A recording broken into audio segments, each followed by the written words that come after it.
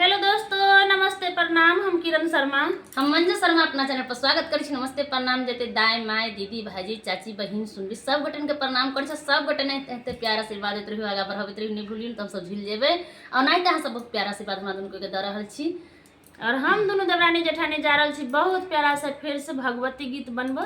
जो शादी ब्याह में पहले भगवती गीत गाबै छथिन अपना। अगर कोनो पूजा पाठ हमरा सबके गांव में घर में होइए तब पहले देवता घर के देवता के पूजा कर के उनका गीत गायल जाय छे, तब कोनो विध होय छे। तो हम सब फिर से जा रहल छी भगवती गीत गाब। अहाँ सब पूरा फुल वॉच करके गीत के सुनब और कमेंट करके जरूर बताएब, शेयर करे के नहीं भूलब, लाइक करे के तो भूलबे नहीं कखनो करब। अहाँ सब बहुत प्यारा से गीत यहाँ सब सुनू और आनंद लिया और हमरा सबके सपोर्ट करते रहू, आगे बढ़ाबैत रहू। और ओहना अहाँ सब बहुत खुश छी। दुनू आदमी के चौठारी भेल छे, देख छे पीरे पीरे सॉरी नहीं हो सिंदूर दान भेल छे।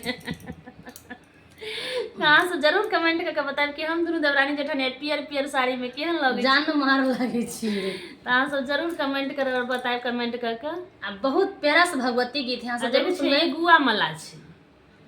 बहुत प्यारा से भगवती गीत यहाँ सब जरूर सुनबा, जरूर कमेंट करब कि हमरा सबके कोनो शुभ काम होइ छै त घर के देवता के गोसाई गीत होइ छै। पहले हम गोसाई गीत गाबा जा रहल छी।